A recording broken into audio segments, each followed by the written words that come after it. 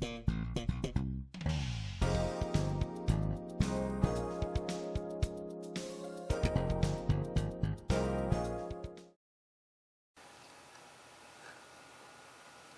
is the 10 Tibetans. It's a modification of the traditional 5 Tibetans through the grace of our master Osho. And it's a combination not only of the 5 Tibetans, which are a set of exercises that are said to promote longevity and vitality, and you can look up many versions on the web, and many other practices from my training in Qigong, Hatha Yoga, 40 years of Tibetan and the Bardo teachings. And it's designed not only to promote flexibility in the body and longevity, but most importantly, to bring your awareness from outside to inside. So while we do each of the 10 practices, we are simultaneously centering our attention as best we can inside on each of 13 energy points. I'm going to describe each one of them. I'm just pointing to them as a beginning, and then I will tell you what they are. The first energy point is the traditional Muladhara, or root chakra. It's located between the rectum and the scrotum, or the vagina, and it's where the chi, the feminine chi, is supposed to enter the body. So in both the Chinese and Indian energy systems, the root chakra is really important. The second place in the Indian system is called Swadisthana. It's very close to what the Oriental systems call the Hara, but it's a little lower. You can just go in the area, more or less 4 fingers below the navel, or maybe a few fingers above the pubic bone. But it's inside. Like if you're really good at looking inside, these centers are just above the spine, just anterior to the spine. But you don't have to be precise. The third center is Manipur, the navel. Traditionally considered the source, A, of connection to the mother, and B, of power. People who have any kind of addiction have a block in reception in the navel center. Because I can feel energy directly, I especially, with people who have serious drug addictions, invariably have a block in the Manipur root chakra.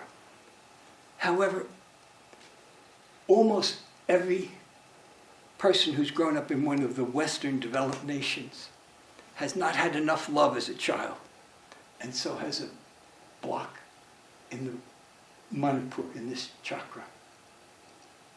And this is one of the main roots of the chronic depression that to a greater or lesser degree afflicts probably 90% of the Westerners. The next chakra is the spleen center. It's more or less where the spleen is, just under the stomach here.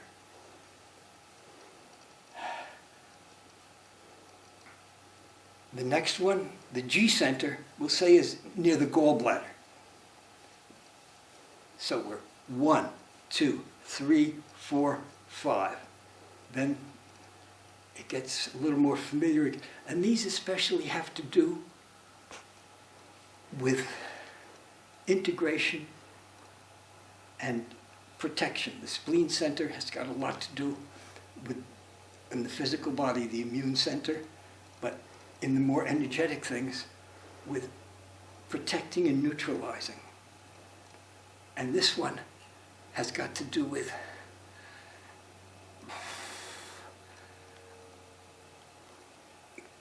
excretion of toxins at every level, both physical and psychic.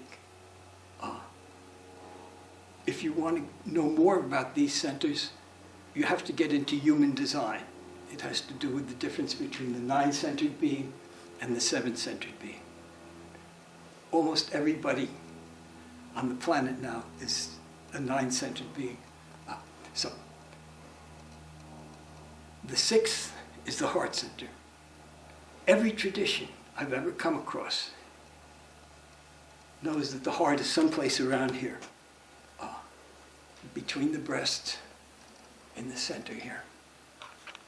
And it really has to do with feeling, and feeling is the sense of the ocean of vibrations around you that are produced by other creatures, by other life forms.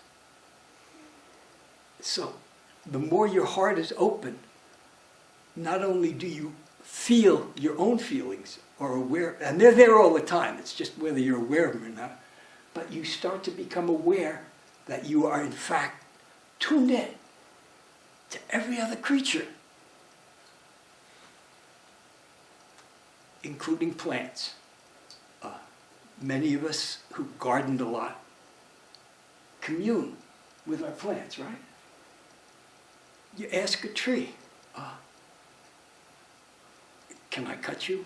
What shape? You know, it will let you know. And if your heart is at all in tune, you can ask any creature. And you don't have to put it in words. If you just ask yourself, what, if anything, do you want from me, or what do I want from you? You'll get the answer if you look in your heart.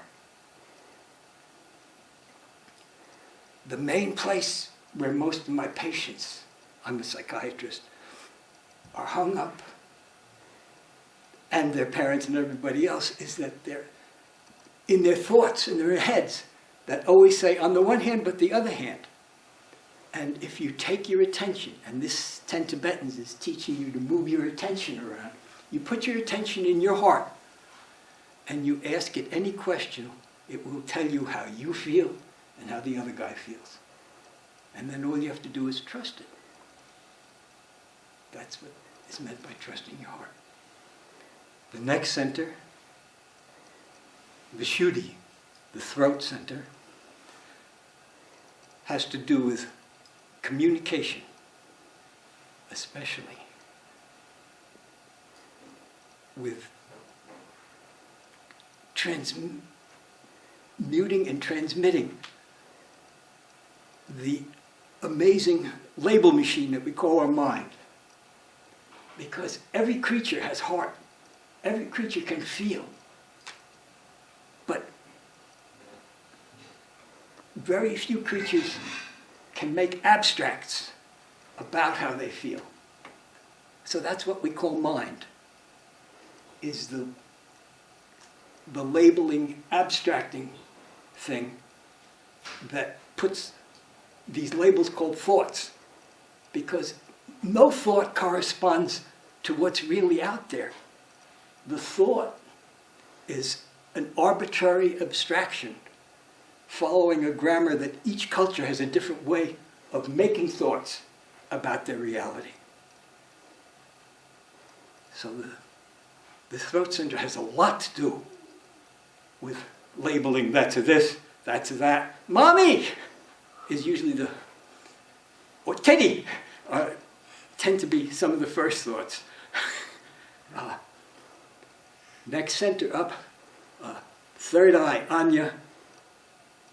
It's not in the same place in everybody, but it's between the eyebrows and kind of the hairline. inside. People talk about it as the pineal gland, but it's usually a little anterior to the pineal gland.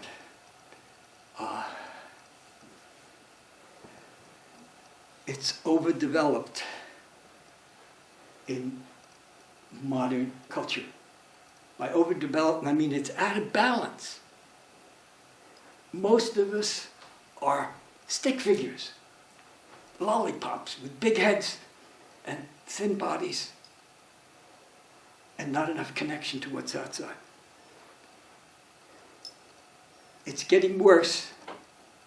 It had been traditionally been made bad enough by hierarchical, bounded, top-down, very sexually divided and repressive cultures known as Jewish, Christian, Muslim especially. That has really put the energy up into the third eye, into the head, and made people think too much. What do I mean by think too much? Is your thinking is out of touch with how you feel, and you're not in synchrony with the rest of the universe. So it's not quantitative thinking too much, it's relative to how tuned in to the rest of the universe you are. The 9th center we're going to work on is the crown chakra, Sahasrara, where the male energy enters the body. Also, it's in the Chinese medical systems, roughly the point where supposedly all 12 chi lines converge. It's the only point. So, and it's, a lot of people put it too far forward on the head. It's almost, at least with me, just above, it's not back on the occiput, but it's more towards the back of the central suture in the head, where the 3 sutures come together, rather than where it's often supposed to be over the frontal lobes. I get it much more in each person where the 3 sutures come together. Place that you're going to is what Osho calls the transformation body, the Buddhists call the Rupakaya. There are 3 energy bodies in this. It roughly corresponds to what the Indian systems call the etheric body. It's an energy field about 4 inches outside the physical body and inside. It goes. It's not like it's just a sheath around you. It's all over, but it extends out that far. And as you become more sensitive, you can see it. And this transformation body that holds all this energy, it's actually both the etheric and the astral. So when you die, 6 months before, this transformation body shrinks down inside into a point of light, and then goes off to the next incarnation. The next body, the Bliss Body, or the Sambhogakaya, or the reward body, is a thinner, more intense field of very fast-moving light. And this, whereas everybody's got, a big transformation body, the Bliss Body varies in intensity with how blissful you are. From the physics point of view, bliss corresponds to the flow of free energy through the being. So, if you're low in bliss, it can either because there's not enough free energy coming in. You're living in Peking and it's so smoggy that you don't get the enormous amount of energy we usually get from real sunlight. You want to be out in the real sun, at least an hour a day. This is another way people are getting. So many of the physical things that decrease the flow of energy through you lead to less bliss. And that's why a lot of Americans and Westerners are into healthy eating and exercise and stuff, because they know that the way we're living these days is not as blissful as our hardworking, younger dying grandparents, who at least got out and worked with their hands and got sun, and they weren't polluted and poisoned all the time. So that's the lower end of the bliss body. The middle part of the bliss body is the more repressions in your mind, the more thought structures you have that are preventing the flow of natural energy, the less blissful you are.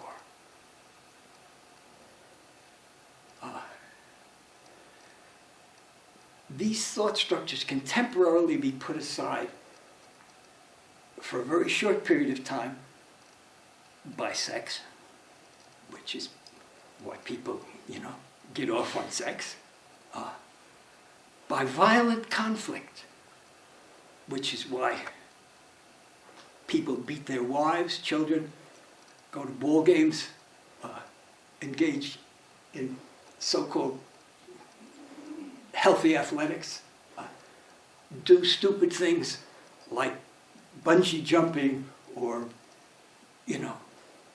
climbing Mount Everest, or extreme sports that, for all the danger they put you and your body in and all the expense, nevertheless, you're so total in it that it lets this blissful energy go through you, and for a while your bliss body happens. Now, the upper end of the bliss body has got to do with how to open up to the immense ocean of bliss that's always there. And this is what all authentic religious traditions are about. That's religiousness. And the essence of that is to let go of the false idea of the self. And the essential method for that is watching the mind. And the details, you can go and learn how to meditate in whatever tradition you're into. But the essence of it all is watching the mind. And the more you watch the mind, the less mind, the more bliss. So the payoff, that's why they say, Satchit Anand, bliss. The 12th body that we look at is what's called the Dharmakaya in Buddhism, or the real body in Bodhidharma lectures. Or the Atma in the Indian traditions. It is an energy condensation that we experience as a self. And yet we know it's not the physical body, it's not the thoughts, but still there's this feeling of self, as opposed to that self, or the other millions of selves in the universe. So that's what's called the Dharmakaya, or the real body. But the 13th place I want you to concentrate, or to not concentrate on, is he who knows that he is one with all things in the universe. Is he not a sage? Remember that from last night's Sendokai discourse? That was the first line from the 7th century discourses that he heard, that he got enlightened with one line. So, at least briefly, if you can let yourself remember that you're everything, that's the 13th. So now in each of the 10 exercises, we take 2 breaths in each of the 13 places of putting your attention. And I'm going to very briefly illustrate the 10 exercises. The first one is whirling with right hand up, left hand down. Breathe in, root chakra, root chakra. Swadisthana.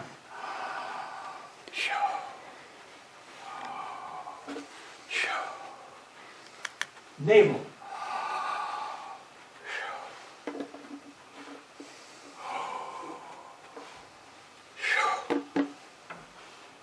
Spleen.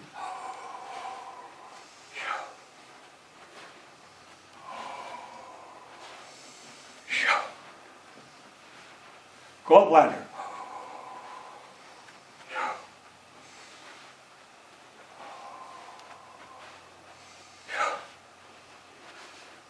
Heart.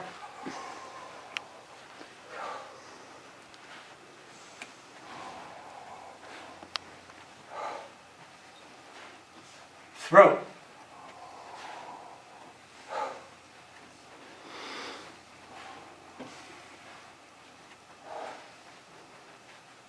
Third eye.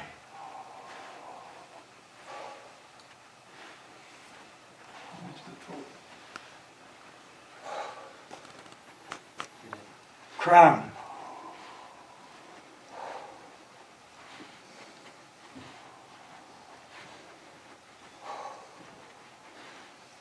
Transformation body.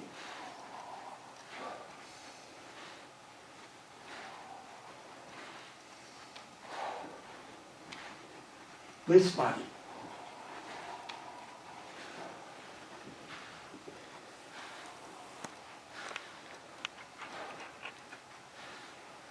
Real body.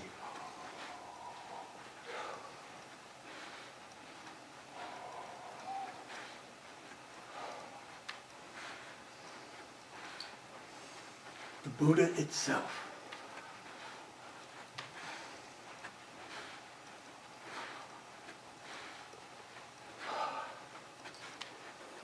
The next one, feet roughly hips length apart, knees slightly bent, and this is taken from the Qigong practice called bringing down the heavens, combined with a spinal wave where you bring the energy up like that, one in each root.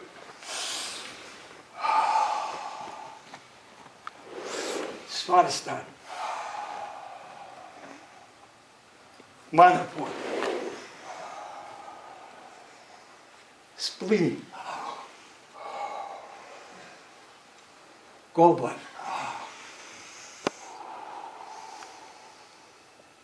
Heart.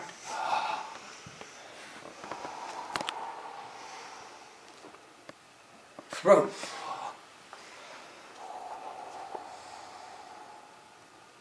Third eye.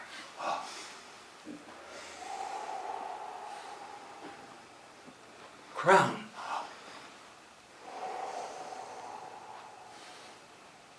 Transformation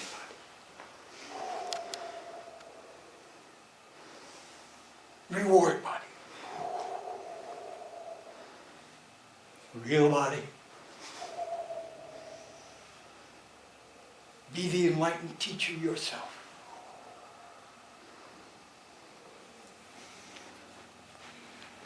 Third, on the back, heels just off the ground. Get 2 rounds in each of the 13 centers. Root.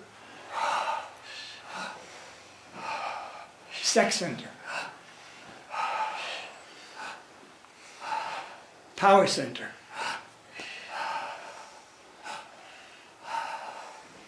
Spleen. Gallbladder. Heart.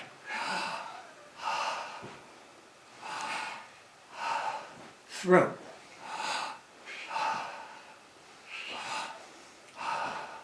Third eye.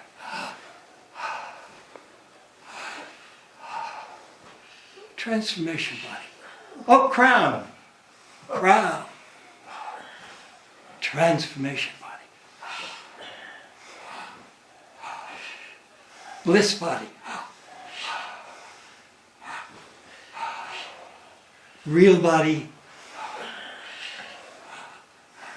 And for the Buddha, you may want to go all the way over into the plow because it feels really good. And then roll the spine down very slowly.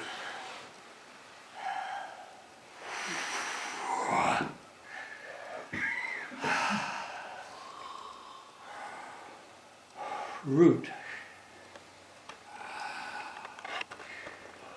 Swadisthana. Manipur, the navel. spleen,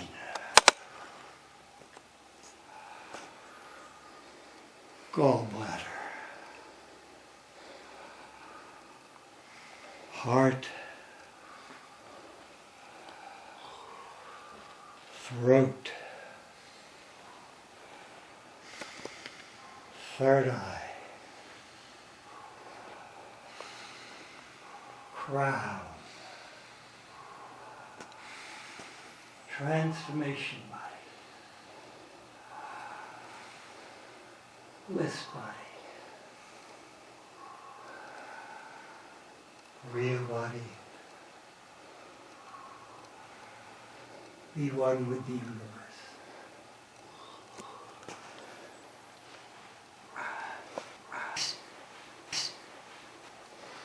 Feet roughly hip length apart, your arms outside the shoulder. Feel like there's a golden cord in your belly button, 2 in each chakra. Roosh. Sex. Power. Spleen. Gallbladder. Heart. Throat. Third eye. Crown. Transformation. Bliss. Real. Be the universe.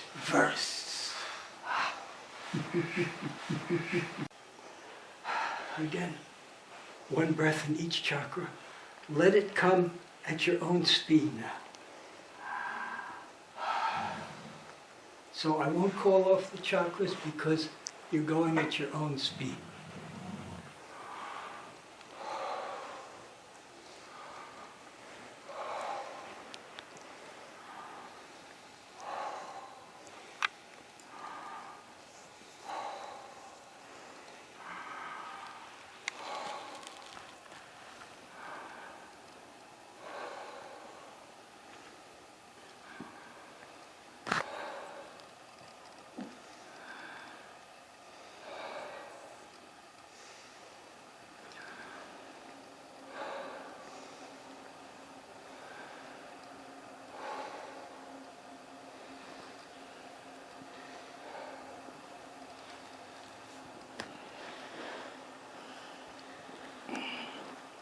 Number 7, a very female one. Palms down, palms over the kidneys, fingers pointing down. Let yourself really enjoy it. Sex.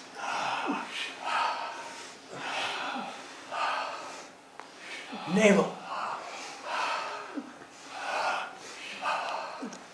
Spleen. Gallbladder. Heart.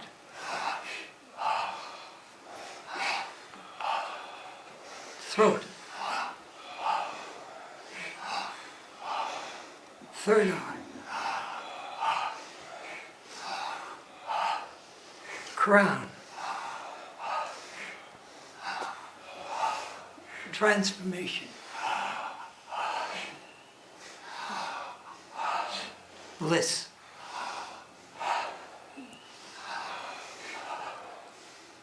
Real.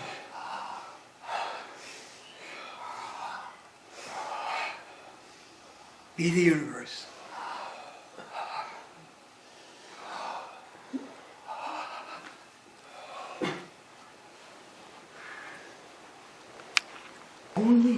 Only do as big an excursion and it will feel. This isn't about no pain, no gain. It's about tuning in to what feels right for you.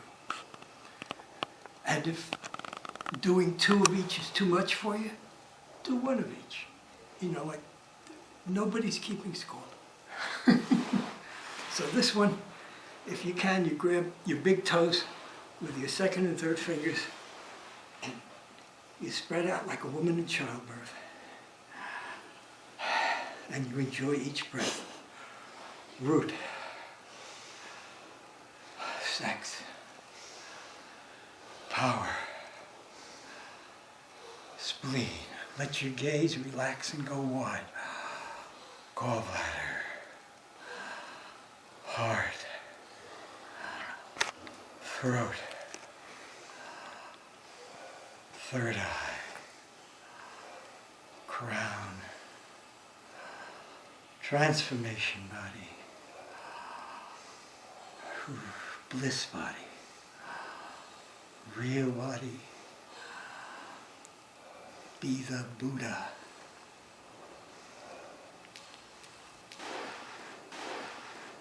Nine. This is the most physically taxing one. Do what you can. If two of each is too much, do one.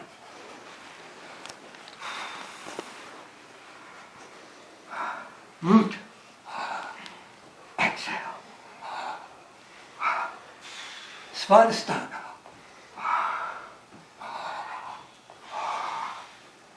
Manipur.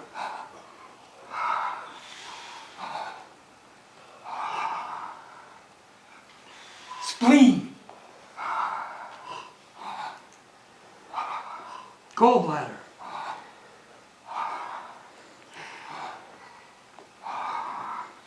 Heart.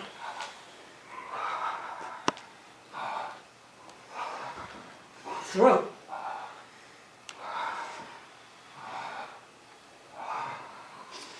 Third eye.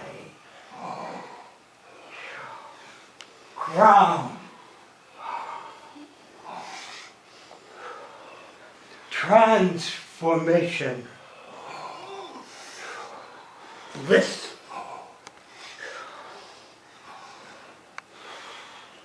Real.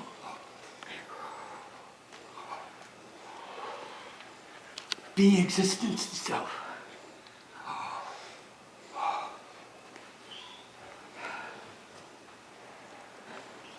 Pray at your own rate.